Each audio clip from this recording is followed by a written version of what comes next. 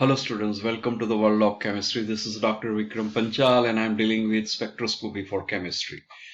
In this series, I'll explain you IR spectra and this is lecture number 5 for IR spectra. In this lecture, I am going to explain you IR active species and modes of vibrations. Okay, so basically, what is IR active species? Okay, let us consider this one. So the absorption of IR radiation, infrared radiation, depends on increasing the energy of vibrations and rotation associated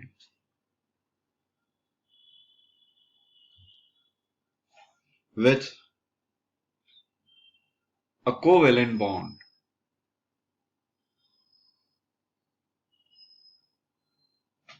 in a molecule.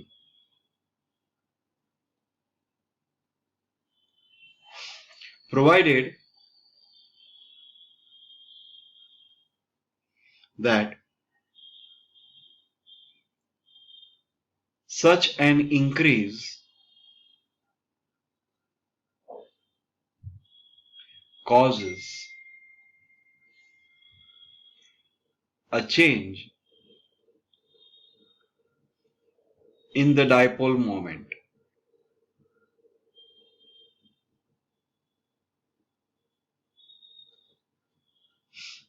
of molecule.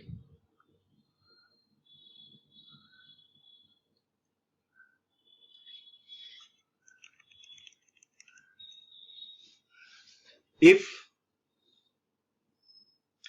by absorption of IR radiation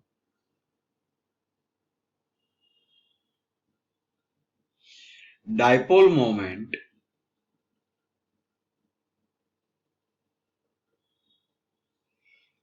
does not change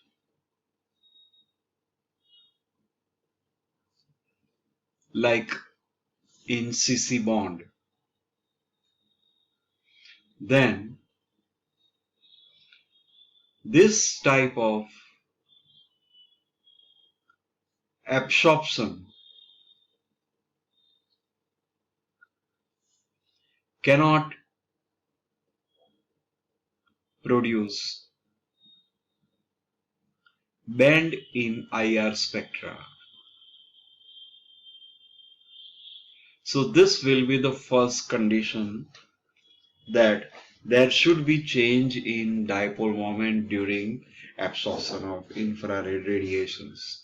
So in some cases,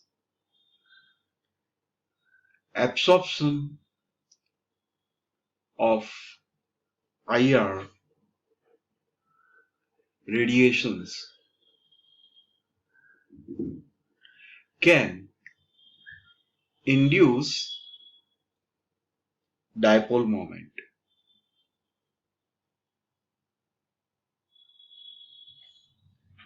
In non-polar molecule like CO2, then such can produce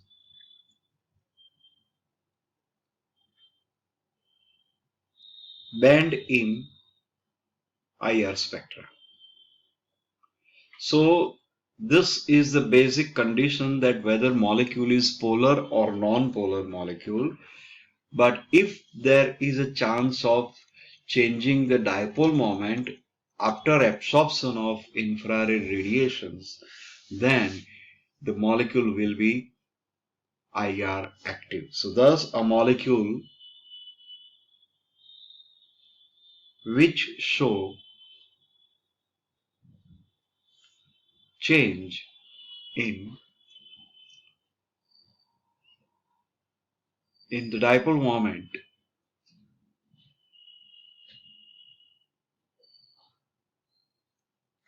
by absorbing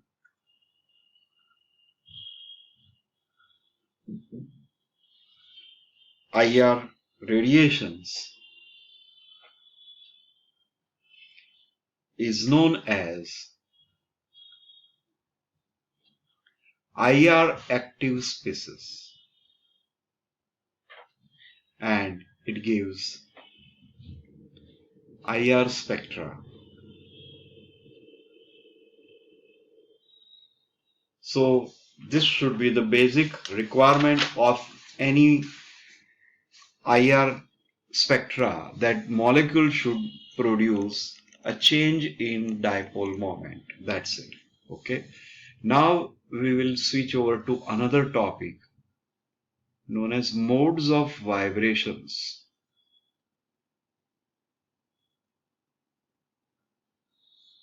Okay.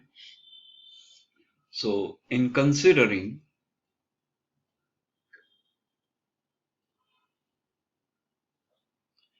the motion of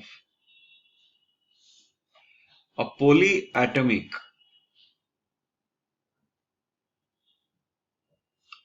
molecule, that means molecule should have more than two atoms containing n number of atoms.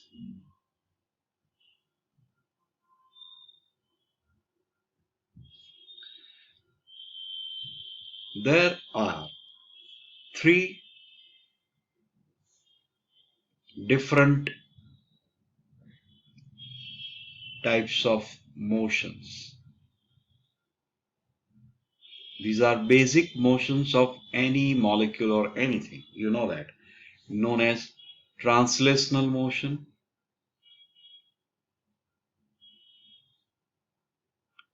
in which molecule or object move from one end to another end.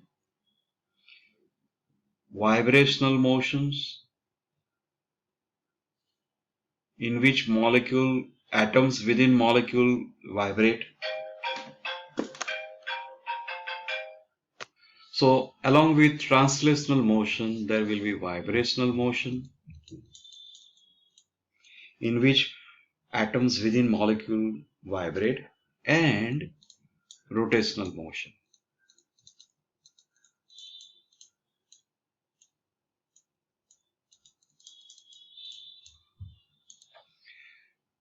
That is degrees of freedom.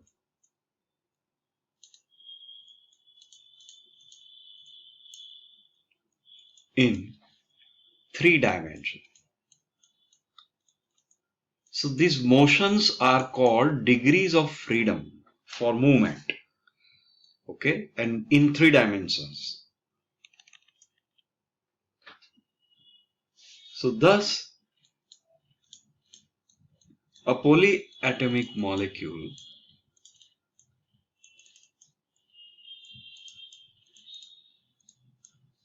of n atoms is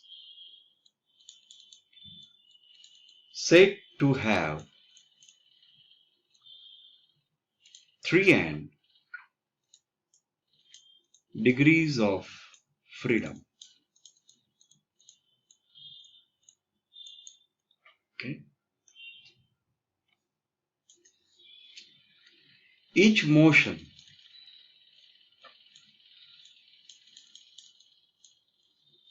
can occur in three dimensions.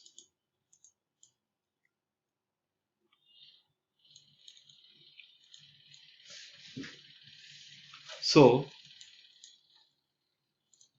three degrees of freedom are needed to describe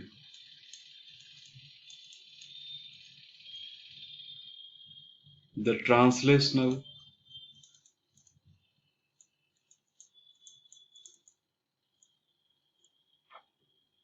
motion and 3 for rotational motions.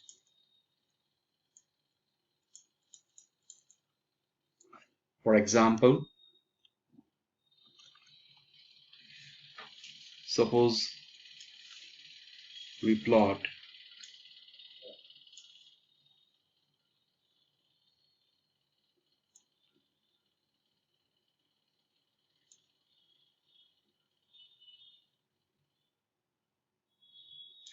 these are 3 dimensions, x, y, and z. Now, suppose one molecule which is here will move in this direction and reach here, that is translational motion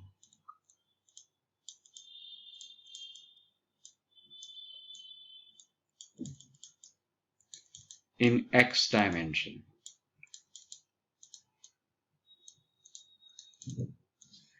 Okay, now this is x-axis.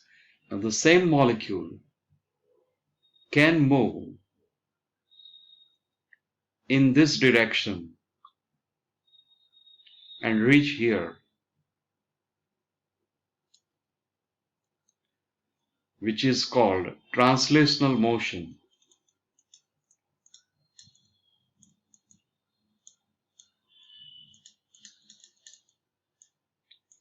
in y dimension. This is y-axis, and this will be z-axis, where molecules may move in this direction. So this will be translational motion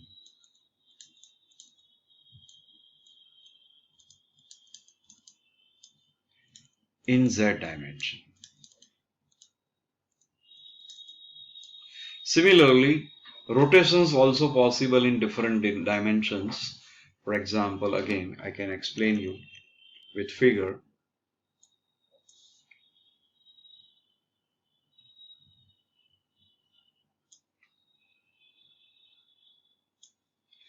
Okay,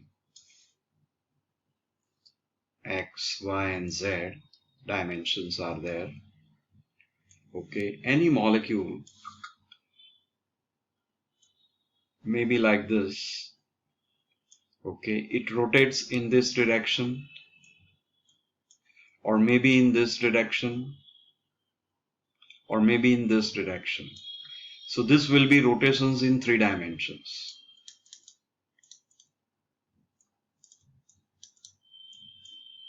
Okay, so this way we have 3 degrees of freedom for translational motion and 3 degrees of freedom for rotational motions, and the remaining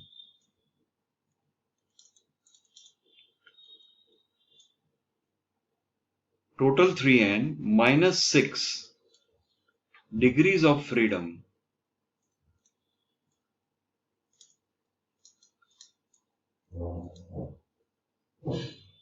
left for the number of possible vibrations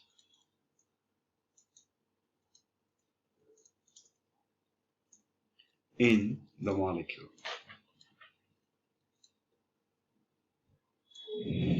Okay, so this is all about simple explanation of modes of vibrations. Now, modes of vibration I'll take in next lecture also in detail. Thank you so much.